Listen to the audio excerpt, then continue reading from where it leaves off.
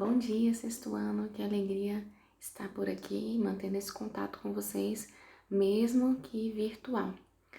Hoje, resolvi aparecer pelo menos um pouco aqui o meu rosto, para que o nosso contato fique mais próximo. E na nossa aula de hoje, a gente vai tratar de um tema bem interessante, que geralmente vocês ficam bem curiosos para saber, que é a pré-história, tá? Para vocês se organizarem, a pré-história está nos critérios 13, 14 e 15. Então, antes de começar a nossa aula, peguem o livro de vocês, peguem também o caderno, ou o caderno de história, ou um caderno que vocês tenham para fazer rascunhos, para que vocês possam anotar as informações importantes dessa aula, ok? Então, vamos lá? Vamos começar? O livro, esse conteúdo se inicia lá na página 40, ok? Mas antes da gente começar o conteúdo, vamos lembrar do que nós tratamos na última aula? Na última aula eu encaminhei um link para vocês de um vídeo que tratava da evolução humana. Nós falamos muito dessa evolução em sala de aula, né? Falamos sobre a teoria criacionista, sobre a teoria científica, em que os homens teriam passado por inúmeras transformações, e aí nessa imagem vocês podem observar essas transformações.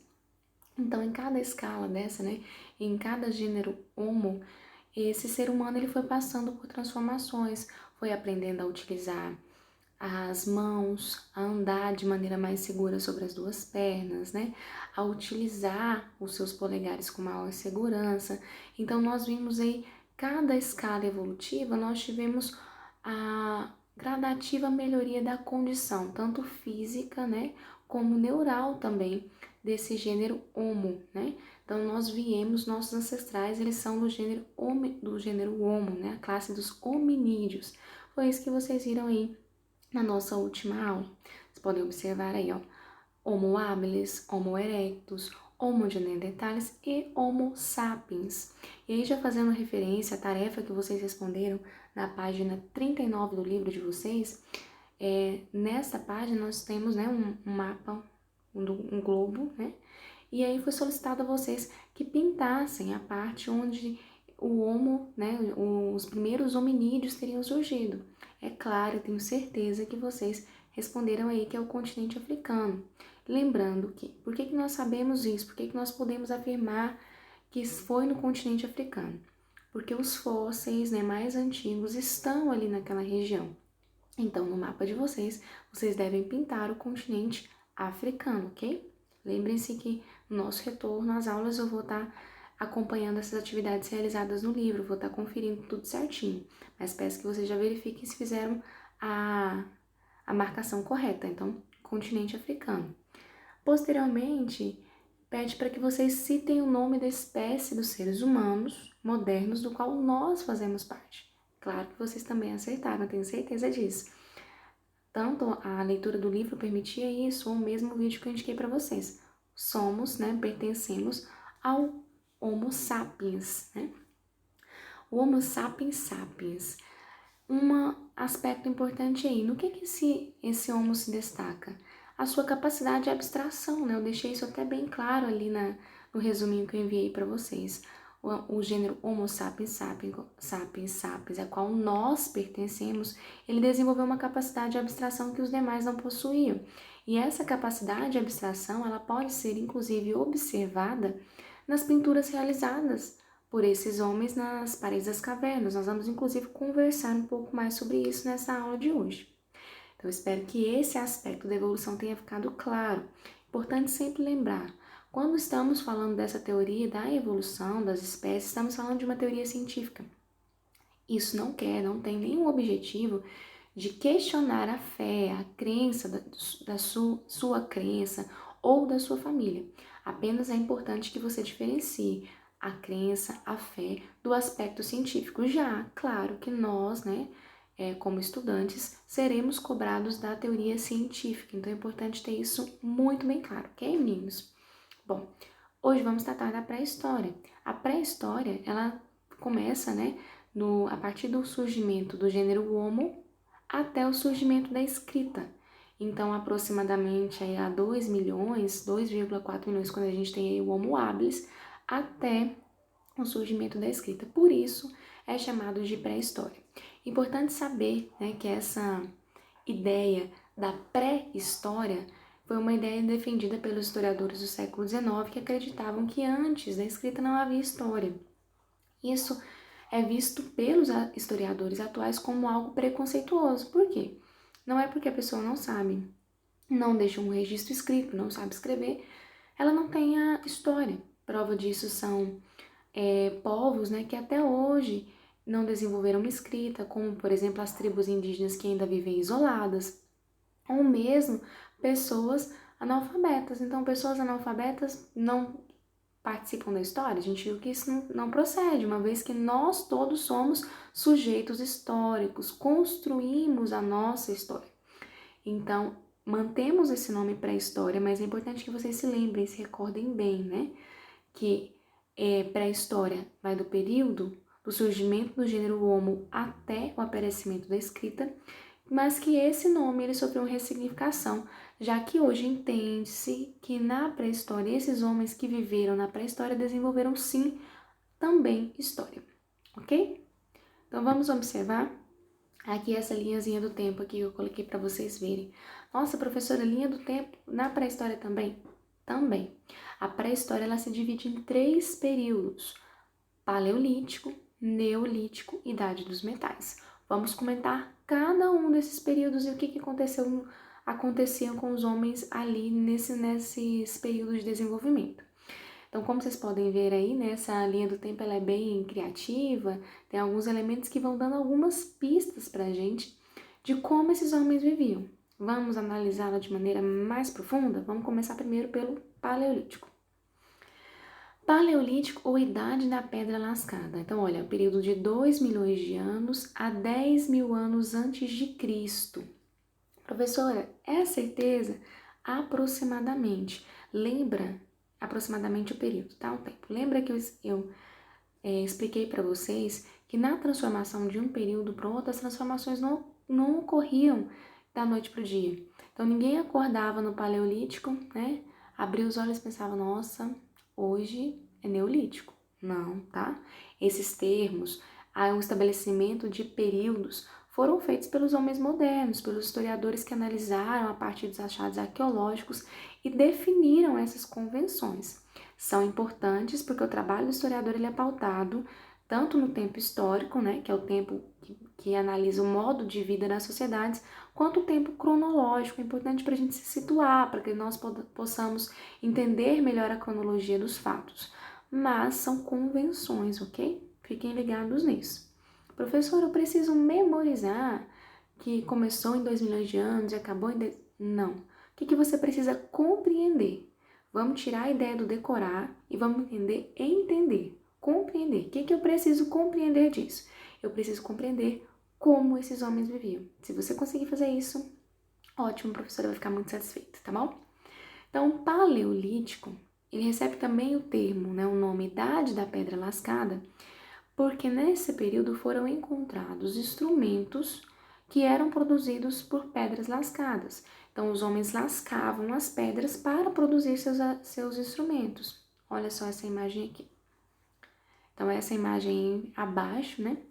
Ela está representando esses instrumentos. Então, eles lascavam a pedra, por exemplo, para ela ficar pontiaguda. Então, dessa forma, eles conseguiam cortar os alimentos que eles necessitavam.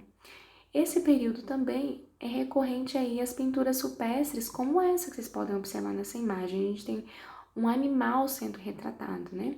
Essas pinturas eram feitas nas paredes das cavernas. Muitos historiadores acreditam que fazia parte de um ritual que os homens adotavam para aprisionar a alma do animal dentro dessas cavernas e assim facilitar a caçada.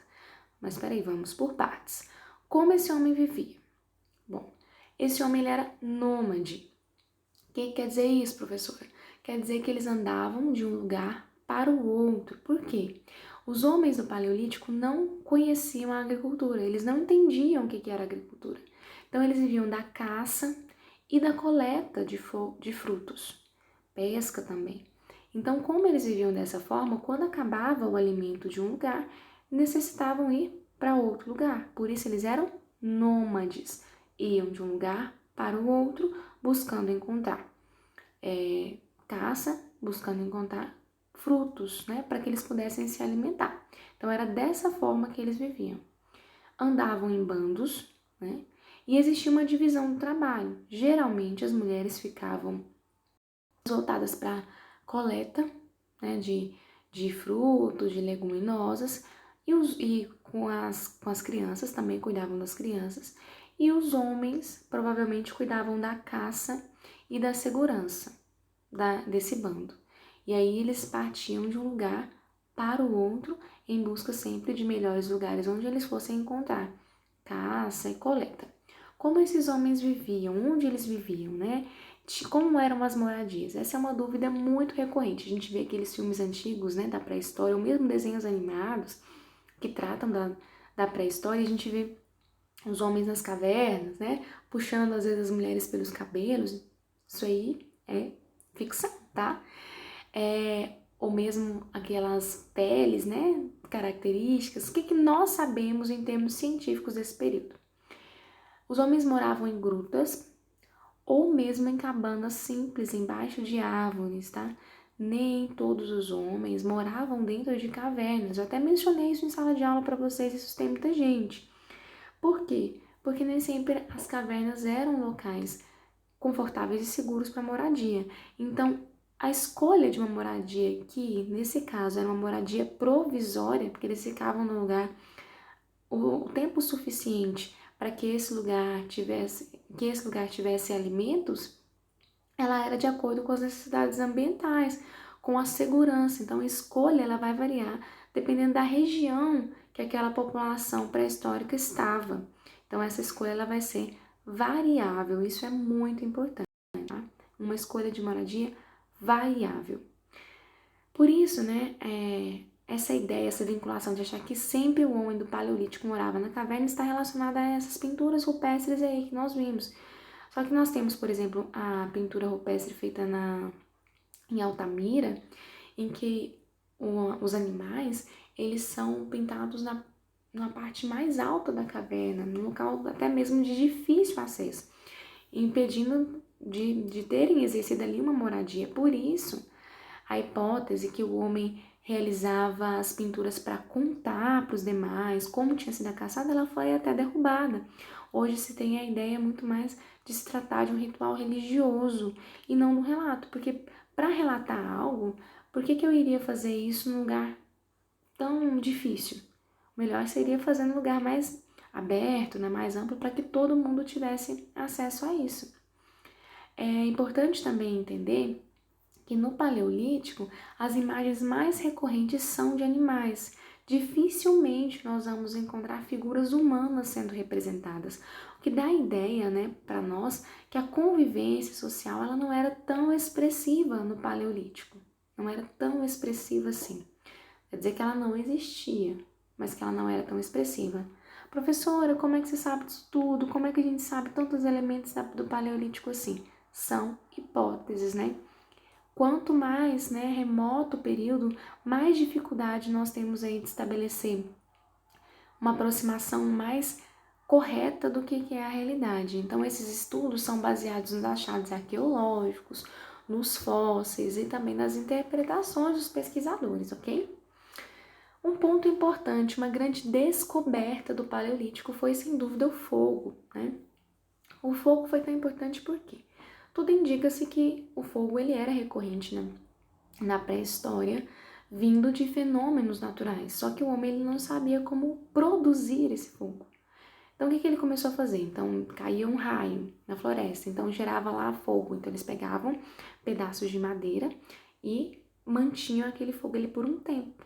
Mas quando esse fogo apagava, eles não sabiam, eles tinham que, no caso, esperar um novo fenômeno para poder pegar esse fogo e manter ele por mais um tempo. Com o passar do tempo, provavelmente, na hora de lascar uma pedra na outra, eles produziram fogo. Então, aí, essa foi a grande descoberta do Paleolítico. Aline, uma coisa tão simples, o fogo, por que tão importante assim? Vamos pensar. Através do fogo eles poderiam se aquecer, né? O aquecimento dos homens era feito por peles de animais, muitas vezes. Então, no período mais frio, isso era muito difícil. Então, o aquecimento através do fogo. Eles podiam também cozinhar, né, os seus alimentos, não era necessário comer cru. Então, antes de dominar esse fogo, se não tinha fogo, comia como estava assim, né? Por isso até a arcada dentária, ela era muito mais desenvolvida, os caninos, eles eram maiores. Nós tínhamos o dente siso também mais desenvolvido, com maior importância. Também comentei isso em sala com vocês, porque os alimentos eram crus, né? Então, com o fogo, podia andar à noite, podia se aquecer, podia cozinhar os alimentos. Então, o fogo foi a grande descoberta do Paleolítico. Então, vamos retomar?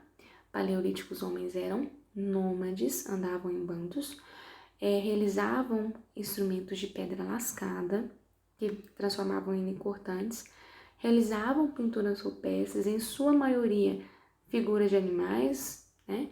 E também descobriram o fogo. Então, a grande sacada do Paleolítico, o fogo. E aí? O que aconteceu depois disso? Aí nós temos o Neolítico. Dá uma olhadinha nessa imagem, né, aqui do meu slide, e chequem também, dá uma olhadinha na imagem do livro de vocês, da página 43. Dá para vocês perceberem de cara que muda drasticamente a imagem que nós temos da população. Às vezes, quando eu coloco essa imagem para os alunos, a primeira coisa que eles falam assim, não, isso aí não é neolítico, isso não é pré-história, porque a gente tem aquela visão da pré-história sombria, né? Homens brigando com dinossauros, e bom lembrar, né? Dinossauros se extinguiram muito tempo antes dos homens chegarem. Então, no neolítico, há uma grande mudança. Que mudança que é essa? Então, vamos lá analisar as mudanças. Neolítico, a idade da pedra polida. Então, o primeiro ponto que eu tenho. Pedra polida eram os instrumentos utilizados de trabalho. Então, o homem do Neolítico ele vai fazer uma grande descoberta, né? Provavelmente as mulheres que eram responsáveis pela coleta dos frutos, elas perceberam que ao deixarem a sementezinha cair na terra, ela gerava, ela produzia. Então, a grande descoberta do Neolítico, a chamada Revolução Neolítica, é a descoberta da agricultura. Nossa, descobrir a agricultura fazia tanta diferença assim? Muita diferença. Porque aí nós temos o processo de sedentarização. O que é isso, professora? Não fazer exercício físico? Não. Sedentarização é ter moradia fixa. Então, os homens, a partir do Neolítico, depois de descobrirem a agricultura, eles não eram mais nômades, eles podiam ter moradia fixa. E onde eles vão buscar estabelecer as moradias? Nas proximidades dos rios. Prestem atenção nessa informação que ela vai ser muito importante para as nossas próximas aulas. Então, os homens perceberam que se eles colocassem as raízes ou a semente na terra, né, ela ia produzir. Então, descobriram a agricultura e eles passaram a produzir, a buscar construir as suas moradias nas proximidades dos rios. Quais os benefícios aí da proximidade dos rios? Água para plantação, água para o consumo, né? E claro, até mesmo transporte, navegação, tudo isso muito importante. O que a agricultura trouxe de bom para esse homem a ponto dela ser chamada de revolução? Primeiro ponto, o homem se fixou na terra, se tornou sedentário. Segundo ponto, começou-se a atrair animais. Por quê?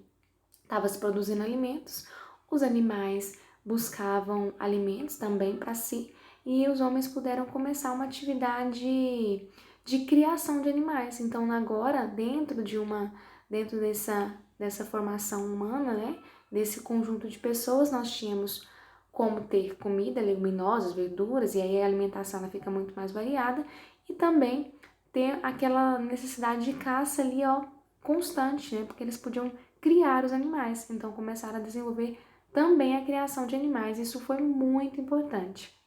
Terceiro ponto, excedente. O que é o excedente? É o que sobra. Então, com o desenvolvimento da agricultura, eles foram se aperfeiçoando cada vez mais e começaram a gerar excedente. E esse excedente ele poderia ser trocado, né? Poderia haver a realização de escambo entre as diferentes aldeias. E isso vai começar a desenvolver uma diferenciação entre as classes sociais. Antes nós não tínhamos, né, no Paleolítico, diferença entre as pessoas. Então, todos pertenciam ao mesmo bando, nós tínhamos a divisão do trabalho. As mulheres coletavam, os homens caçavam, cuidavam da segurança, as mulheres cuidavam dos filhos. Ponto. Neolítico. Então, nós temos a moradia que se altera. Agora, um homem que mora numa aldeia, constrói cabanas, né? Moradias mais adequadas para acolher, né, uma população maior, era uma moradia fixa, que tinha necessidade de durar mais, né, sendo construída de madeira, de barro, porque agora não era uma moradia provisória, que eu ia ficar aqui um tempo e depois ia passar para outro lugar para procurar outra casa, não. Agora é uma moradia fixa. E começam a surgir outros trabalhos. Então, a mulher ela ficava destinada à agricultura, o homem caçava, cuidava da segurança, mas aí começam a surgir outras atividades, como, por exemplo, aquela pessoa responsável pela criação dos animais, a pessoa responsável por realizar a troca com outras aldeias, a pessoa responsável pela produção também de cerâmica. Dê uma olhada aqui nessa próxima imagem aqui, ó, na imagenzinha de baixo. Era necessário, se eu tinha excedente, era necessário guardar esse excedente. Então, para guardar esse excedente, as cerâmicas eram elaboradas, né, feitas de argila. Então, a pessoa para fazer as cerâmicas. Então, vai surgindo no Neolítico, diferenciação entre as pessoas, inclusive diferenciação também religiosa, né, alguns aspectos importantes de diferenciação religiosa, pessoas responsáveis pelos cultos a serem realizados. Então, tudo isso começa a surgir aí no período do Neolítico. A imagem que vocês veem aí do ladinho aí da minha imagem são ferramentas do Neolítico produzidas com pedra polida. E um aspecto importante também desse período aí são instrumentos produzidos com elementos da natureza, como o arco e flecha, né? A madeira, o arpão, tudo isso passa a ser usado de maneira muito mais coerente, muito mais astuta por parte do homem. Essa convivência, ela se altera e as técnicas vão se desenvolvendo, né? Através da necessidade, as técnicas vão se aprimorando, aumentando cada vez mais a produção daquela aldeia, melhorando também, gerando uma melhoria também nos seus instrumentos.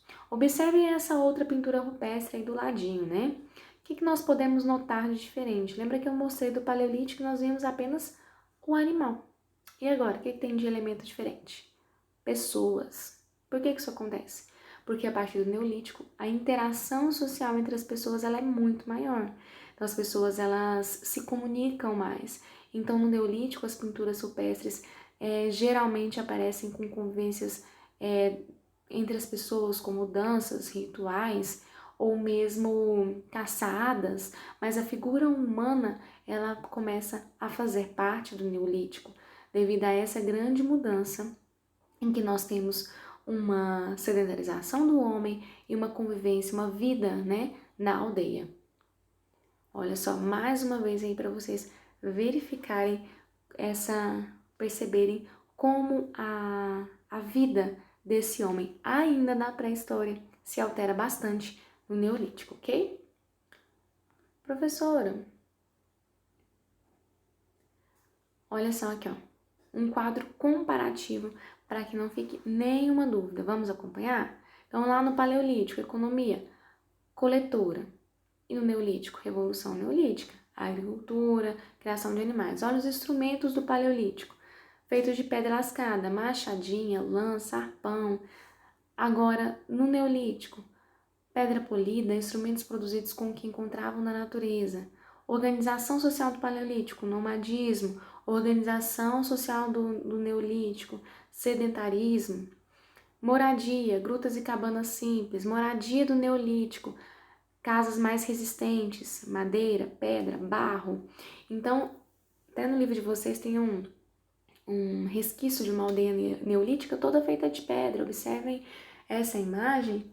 Ela inclusive, deixa eu mostrar para vocês, está na página 46. Na página 46 tem essa aldeia para que vocês possam entendê-la melhor. Então, a grande conquista do Paleolítico, fogo, grande conquista do Neolítico, sem dúvidas, a agricultura. Tem inclusive muitos historiadores que falam que foi a maior conquista da humanidade, foi a agricultura, tá? E aí, nesse momento no Neolítico, é importante compreender que começam também a diferença entre as pessoas, diferenciado pelo aspecto do trabalho. Alguns desempenhados para determinadas funções, outro para outras funções. E isso vai começar a fomentar, a desenvolver uma diferença social entre as pessoas, beleza?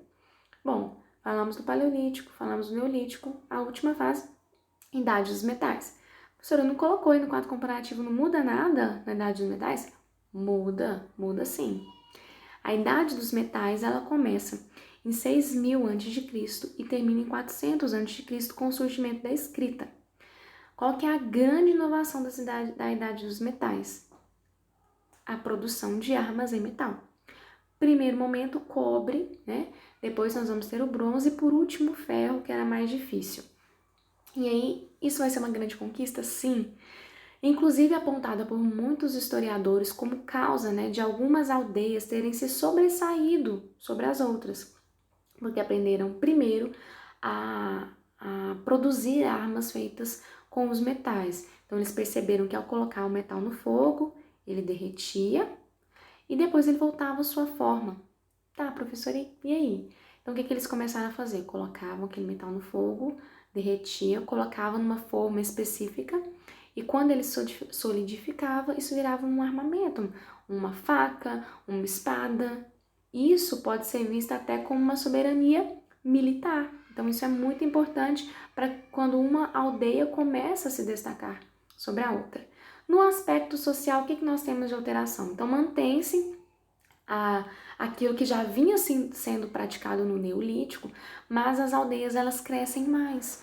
Então nós temos aí o surgimento de cidades, né? O surgimento das cidades vão aparecer na Idade dos Metais.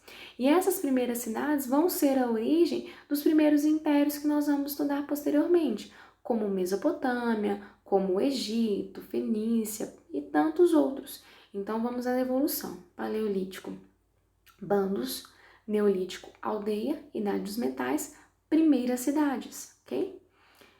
Lembrando que essas cidades vão se diferenciar uma das outras justamente pela sua capacidade aí de utilizar, né, e de desenvolver cada vez mais técnicas, e aqueles que saíram aí na frente da Idade dos Metais vão se sobressair muito mais rapidamente.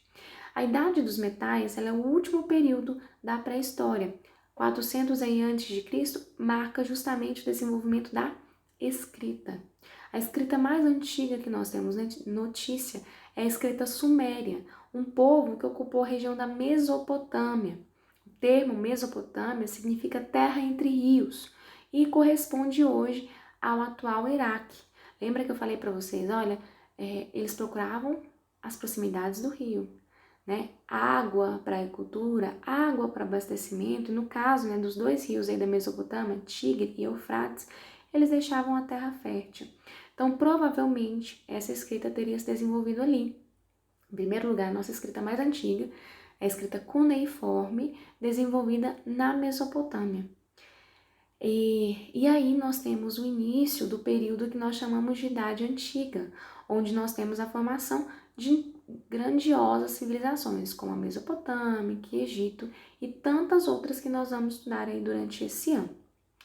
Por hoje, né, nós vamos parar aqui na pré-história e as características de cada período. E claro, é necessário que vocês coloquem em prática tudo que nós vimos hoje. Então, o que eu quero que vocês façam? Eu quero que vocês respondam no livro de história de vocês essas páginas que estão aí, ó, apontadas. 42, 47, 48, 49, 50 e 51. É nessa hora que vocês pensam assim, meu Deus, a Aline tá passando um monte de tarefa, não faz isso com a gente não, professora.